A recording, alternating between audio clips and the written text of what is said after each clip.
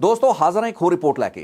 Channel Ritesh लखी unplug की अपनी आज की इस रिपोर्ट में मैं बात करूंगा हरियाणा के करनाल और कैथल जिलों से पिछले हफ्ते गिरफ्तार किए गए उन 4 अपराधियों के बारे में जो रोहित गोदारा और गोल्डी बराड़ के वो क्रिमिनल हैं, वो गैंगस्टर हैं जिन्होंने अमेरिका के कैलिफोर्निया में दिसंबर 2024 और अक्टूबर 2025 में 2 बड़ी आपराधिक वारदातों, 2 कत्ल की वारदातों को अंजाम दिया। और ये दोनों हत्याएं इंटर गैंग राइवलरी, एक गैंग वॉर का नतीजा थी। वही गैंग वॉर जो इस वक्त लॉरेंस बिश्नोई गुट को दो फाड़ कर चुकी है, यानी कि लॉरेंस बिश्नोई और रोहित गोदारा, गोल्डी बराड़, इन दोनों गुटों के बीच जारी वो खूनी गैंग वॉर जिसकी शुरुआत दिसंबर 2024 की स्टॉकटन की उस घटना से हुई थी जिसमें सुनील यादव उर्फ गोली नाम का एक अपराधी मारा गया था। आपको अच्छी तरह याद होगा, इसी चैनल रितेश लखी अनप्लग पर मैंने दिसंबर 2024 के आखिरी हफ्ते में वो रिपोर्ट भी बनाई थी जिसमें हमने स्टॉकटन में मारे गए सुनील यादव की मौत से जुड़े हुए घटनाक्रम का जिक्र किया था। और इससे कुछ ही दिन बाद anti gangster task force Punjab police के डेकोरेटेड डीएसपी विक्रम बराड़ को एक फोन पर गोल्डी बराड़ ने धमकियां दी थी। वो ऑडियो भी हमने आपको सुनाया था।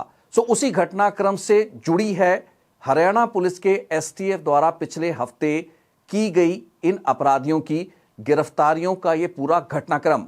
अब सबसे पहले मैं आपको यह बता दूं कि गिरफ्तारियां क्या हुई है, फिर इन घटनाओं से इन गिरफ्तार किए गए अपराधियों का क्या रिश्ता है वो आपको समझाएंगे। 10 जनवरी 2026 यानी कि आज से ठीक एक हफ्ता पहले करनाल के निसिंग से गिरफ्तार किया गया है रमन नाम का एक क्रिमिनल। ये वो अपराधी है जो कि अमेरिका में पिछले तकरीबन 7.5 या 8 साल रहा है। रमन जो कि हरियाणा के कैथल जिले के पुंडरी इलाके का रहने वाला है और अपने साथियों के साथ इसी रमन ने पिछले तकरीबन 1.25 साल में एक ऐसे मॉड्यूल को हेड किया है जिसने रोहित गोदारा और गोल्डी बराड़ गैंग के लिए 2 बड़ी वारदातें अंजाम दी। अब ये 2 वारदातों की डिटेल्स में आपको रिपोर्ट के अगले हिस्से में बताऊंगा, लेकिन 10 जनवरी की हुई गिरफ्तारी रमन और उसके साथ उसी का एक और साथी लोकेश जो कि यहां हरियाणा कैथल का स्थानीय पुंडरी का ही रहने वाला व्यक्ति है, इन दोनों को हरियाणा पुलिस की एसटीएफ ने गिरफ्तार किया। इन्हें इंटरसेप्ट किया गया एक बुलेट प्रूफ गाड़ी जिसमें घूम रहे थे। एक बुलेट प्रूफ गाड़ी, आप सब समझ सकते हैं कि कितनी मुश्किल है किसी भी व्यक्ति के लिए, साधारण व्यक्ति के लिए या इवन असाधारण व्यक्ति के लिए एक बुलेट प्रूफ गाड़ी को हासिल करना, प्रोक्योर करना, उसकी 10 किस्म की clearances, security clearances, ministry of home affairs और स्थानीय पुलिस से क्लियरेंसेस लेकर ही किसी व्यक्ति को एक बुलेट प्रूफ गाड़ी मिलती है। लेकिन करनाल के निसिंग इलाके में गिरफ्तार किए गए इन दोनों अपराधियों के पास से न सिर्फ एक बुलेट प्रूफ गाड़ी जिसमें ट्रेवल कर रहे थे वो बरामद हुई, बल्कि इनके पास से 3 सोफिस्टिकेटेड वेपन जिनमें एक 30 बोर का जिगाना पिस्तौल था और 2 अन्य पिस्तौल थे, जिंदा कारतूसों के साथ भी बरामद हुए। इनसे हुई पूछताछ के आधार पर 4 दिन बाद 14 जनवरी को कैथल जिले से गिरफ्तार किए गए बलराज बलराम और रविंदर रवि नाम के 2 और अपराधी जो कि हाल ही में कुछ ही महीने पहले अमेरिका से लौटे थे। अब ये बहुत ही दिलचस्प घटनाक्रम रहा।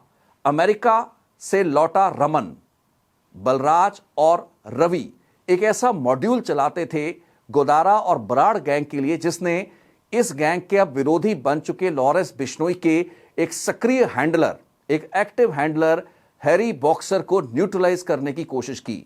यह घटना 18 अक्टूबर 2025 की है। आपको याद होगा इसी चैनल पर मैंने इस घटना पर भी एक रिपोर्ट बनाई थी। इस वारदात में, इस घटना में जो कि फ्रेस्नो, स्टॉकटन से कुछ ही दूर कैलिफोर्निया राज्य अमेरिका में फ्रेस्नो का शहर है, जहां के एक ट्रक यार्ड में एक हमला किया गया। निशाना टारगेट था हैरी बॉक्सर, लॉरेंस बिश्नोई का मोस्ट एक्टिव चल रहा हैंडलर। उसे मारने की कोशिश करते समय वारदात में मारा गया बनवारी गोदारा नाम का एक और व्यक्ति जो कि हैरी बॉक्सर के साथ ही उसकी गाड़ी में उस ट्रक यार्ड में आया था। इनके अलावा इस गाड़ी में एक और व्यक्ति था जिसे गोलियां लगी, उसे घायल अवस्था में अस्पताल में भर्ती कराना पड़ा था। ये सभी जानकारियां मैंने अक्टूबर 2025 के महीने में बनाई गई अपनी रिपोर्ट में आपसे साझा की थी। इन दोनों घटनाओं यानी कि दिसंबर 2024 में सुनील यादव उर्फ गोली की स्टॉकटन के एक अपार्टमेंट में की गई निर्मम हत्या, जिसमें उसके घर में, उसके फ्लैट में, अपार्टमेंट में घुसकर उसके चेहरे पर लगातार गोलियां चलाई गई थी।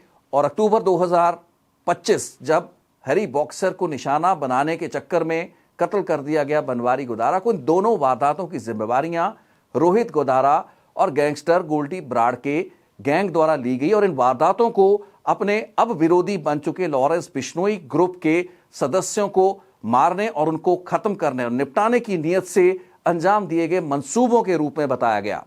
लेकिन आज हम इस रिपोर्ट में बात करेंगे कि ये वारदातें हुई कैसे, क्योंकि हरियाणा पुलिस की एसटीएफ ने रमन, बलराज और रवि की गिरफ्तारी के बाद कई अहम जानकारियां इन घटनाओं के संबंध में हासिल की हैं। आज की इस अपनी रिपोर्ट में समझने की कोशिश ये करेंगे कि स्टॉकटन और फ्रेस्नो की इन आपराधिक घटनाओं, इस गैंगवॉर से कैथल का रहने वाला रमन कैसे कनेक्टेड था, कैसे मास्टरमाइंड बना रोहित गोदारा ग्रुप के लिए। वो व्यक्ति जो कि एक स्थायी रेजिडेंट था अमेरिका का, क्यों उसे एक वारदात के कुछ ही दिनों बाद फ्लाइट पकड़कर अमेरिका से मुंबई इंटरनेशनल उतरने की जरूरत पड़ी और उसके कुछ साथी कुछ ही हफ्तों के भीतर नेपाल या अन्य रूट से भारत दाखिल होते हैं, जिसके कुछ महीनों बाद ये लोग हरियाणा एसटीएफ द्वारा धर दबोचे गए। साथियों, सबसे पहले जिक्र करेंगे दिसंबर 2024 की उस घटना का। सुनील यादव गोली की हत्या स्टॉकटन में उसके घर में घुसकर मारा गया। यह साजिश रोहित गोदारा और ब्राड गैंग की थी, जिसमें सुनील यादव जो कि लॉरेंस बिश्नोई के साथ पिछले लंबे अरसे से कनेक्टेड था, जुड़ा हुआ था, लिंक था। चांदी चड़ेवान और लॉरेंस बिश्नोई के कुछ और साथियों का बहुत ही पुराना साथी, जिसने लॉरेंस बिश्नोई के गुट के कई क्रिमिनल्स, अपराधियों, हिस्ट्री शीटर्स को भारत छोड़कर विदेश फरार कराने में सुनील यादव की एक अहम भूमिका रही। यही कारण था कि सुनील यादव को लॉरेंस लॉयलिस्ट होने के कारण रोहित गोदारा और गोल्डी ब्राड ने टारगेट किया, निशाना उसे बनाया गया। इल्जाम यह लगे कि पंजाब पुलिस के अधिकारियों के साथ सुनील यादव के संपर्क हैं। एजीटीएफ के अधिकारी विक्रम ब्राड के मोल के रूप में सुनील यादव काम कर रहा है, रोहित गोदारा और गोल्डी ब्राड के खिलाफ चल रहा है। तो इस तरीके के हालात में सुनील यादव की हत्या की गई। बताया जाता है कि जब उसके अपार्टमेंट में घुसकर उस पर गोलियां चलाई गई, वो गोलियां उसके चेहरे पर चलाई गई। उसी अपार्टमेंट में मौजूद एक व्यक्ति को रियल टाइम इंफॉर्मेशन देने का काम दिया गया था, जो कि उस अपार्टमेंट के भीतर से बैठकर जानकारी दे रहा था। इस वारदात की प्लानिंग, इसका मास्टरमाइंड कैथल का यही रमन था।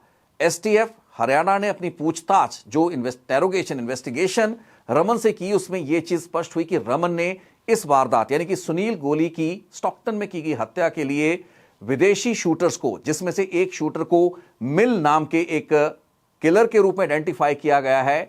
यह कॉन्ट्रैक्ट किलर है, जिसको एक मोटी खासी रकम, कई हजार डॉलर दिए गए, जिसके बाद मिल ने अपने एक और साथी के साथ मिलकर रमन के साथ प्लान कर स्टॉकटन की उस वारदात को अंजाम दिया। और बताया जाता है कि जो गोलियां चलाई गई, सुनील गोली की हत्या की गई, उस वारदात में खुद रमन ने अपने हाथों से उस अपार्टमेंट में घुसकर गोलियां चलाई और सुनील गोली की हत्या मिल और उसके और साथी के साथ मिलकर की।